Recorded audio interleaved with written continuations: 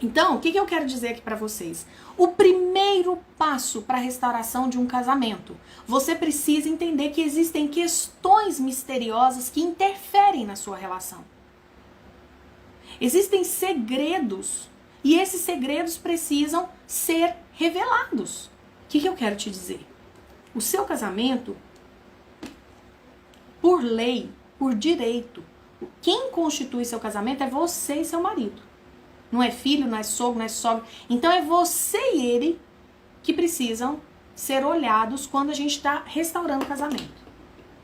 O que acontece? Como é que você vai restaurar casamento se você não sabe quem é você? Você não sabe. Eu te pergunto, quem é você? Você vai saber falar seu nome, nome do seu pai, de sua mãe, com que você trabalha. Mas você não é sua profissão. Você não é os seus hobbies. Você é uma mulher que tem aquele só. Mas quem é você? Se você foi abusada sexualmente, você sabe que lá no seu caderninho da vida, sabe o que você escreveu? Você escreveu assim, ó. O sexo é ruim. O sexo é sujo. Sentir prazer não é bom. Não é bom ser tocada. E aí quem paga o preço? Seu casamento. Porque de repente você não entende porque que você não gosta, porque que você não procura, porque que você fica feliz quando o marido dá uma esquecida. Nossa, o marido esqueceu que existe sexo, tem 15 dias. E ele lá só pensando, será que se eu ficar mais 15, será que ela fica 15 dias, um mês, 2 anos sem me procurar?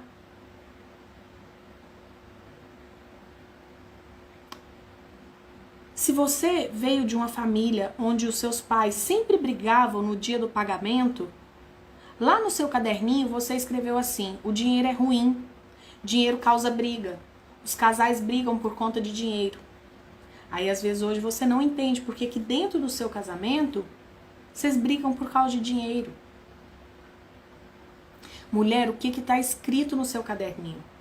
O que será que está escrito no caderninho do seu marido? Certa vez eu trabalhei com uma aluna cujo pai havia morrido de acidente e não voltou para casa. Morreu, acidente é isso, né? Você vai, você acha que vai voltar e não volta. E esse marido tinha 5 aninhos. Se essa mulher não entendesse que no caderninho da vida ficou uma lacuna ali, no caderninho da vida desse marido, ficou uma lacuna. E essa lacuna entre o papai sai, formada, né? Essa lacuna que veio dessa experiência de o papai vai, mas o papai não volta. As pessoas que eu amo vão embora e não voltam. Crianças que passam por experiências dolorosas em relação a perdas precoces dos seus pais, elas ficam desconfiadas. Aí você acha que esse menino vai entregar o coração dele assim, com a mesma tranquilidade que outros rapazes que não passaram por isso vão entregar? Aí essa esposa não entendia, Marisa, por que ele não confia? Ele não confia em mim, ele não confia nos filhos, ele não confia em ninguém. Ele não confia porque lá quando ele era muito piquitito, muito pequenininho, aconteceu algo que feriu a confiança dele. Ele confiava nas pessoas, ele confiava na vida. Até que um dia o papai foi embora. E para uma criança de 5 anos, muito imatura na sua parte cognitiva, ele não consegue muito associar. Ele acha que o problema é ele acha que às vezes o problema foi a mãe, ele acha que às vezes foi o fato dele ter quebrado lá uma ferramenta do pai, sumido uma ferramenta do pai e o pai ter brigado com ele. Olha isso, gente. Tem marido que tá cheio de achismos errados. Eles acham que eles não eram queridos, eles acham que eles não eram bonitos, eles acham que eles não eram o preferidos, eles acham que eles não eram bons, eles acham que eles eram maus, eles acham que eles eram importantes para a relação do papai e da mamãe. Então, quantos maridos aí que estão indisponíveis para a esposa? Sabe por quê? Porque quando o pai foi embora de casa com outra mulher, ele foi colocado no lugar do pai. E esse homem, então, ele acha que ele é importante lá para a mãe dele. E ele esqueceu. Ele não sabe um segredinho e nem você sabia. Você sabia intuitivamente, mas você não sabia que existe uma ciência que vem e fala assim, existe uma lei chamada lei da ordem ou da hierarquia. Nessa lei da ordem ou da hierarquia, presta atenção. Então, as senhoritas precisam seguir os stories. Lá nos stories eu conto isso tudo pra vocês, tá? O que tava lá na lei da ordem pra esse menino, né? O que acontece? Ele inverteu a ordem. Ele tinha que ser pequeno na relação. Ele tinha que receber, ele era pequenininho, ele tinha que receber do pai e da mãe educação, ele tinha que receber carinho, ele tinha que receber atenção, ele tinha que receber. É o que uma criança precisa, receber. Crianças recebem, pais dão. Agora, onde, criatura, que foi perfeito assim? Qual família que foi perfeito assim? Papai e mamãe dão, criança recebe. Qual família que foi perfeita assim? Não existe. Então não existe adulto perfeito. E casamento é feito de adulto, então tá tudo ferrado, porque então ninguém vem perfeito. Não, ninguém vem perfeito. Se você tá achando que você vai trocar de marido e os seus problemas acabar, não necessariamente. Pode ser que sim? Pode. Pode ser que sim. Mas pode ser que não. Na lei da ordem, agora você precisa saber, existe uma ciência que fala assim, ó.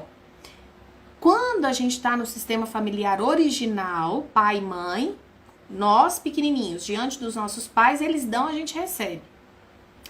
Quando a gente se casa, então esses pais lá vieram primeiro, certo? Certo.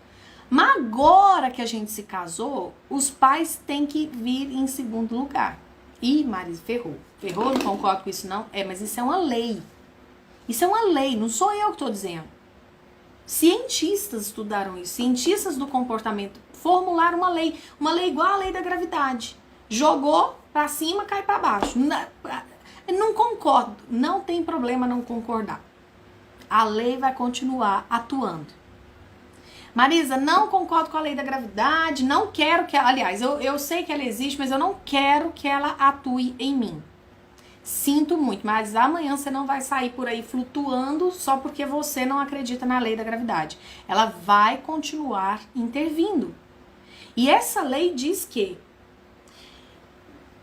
olhar primeiro para o marido e para a esposa, gente, não significa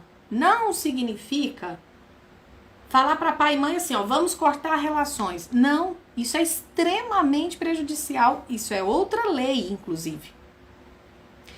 Marisa, então eu tenho que aprender a equilibrar os pratos? Tem. Você tem que aprender a equilibrar os pratos. Você tem que aprender a colocar o seu casamento como prioridade, mas isso não significa enxotar seu pai e sua mãe. Mas o seu marido também precisa aprender a colocar o casamento como prioridade. Por quê, gente? Isso é simples. Você e seu marido estão construindo um novo sistema. E é como se a natureza falasse assim, gente, esse casamento novinho, ele precisa de muita atenção. Então, marido e mulher vão ter que voltar a atenção. Vão ter que voltar a atenção para essa plantinha que é nova, delicada. Relação com pai e com mãe, gente, já é relação sólida. Não existe ex-pai, não existe ex-mãe. Então é uma relação sólida, de vínculo sanguíneo. Casamento não. Casamento não. Se você casa com alguém muito próximo a você, dá problema. Vocês não podem ter filho, por exemplo, porque geneticamente pode ser que vocês tenham muito sofrimento com crianças com problemas ou crianças que nem conseguem nascer.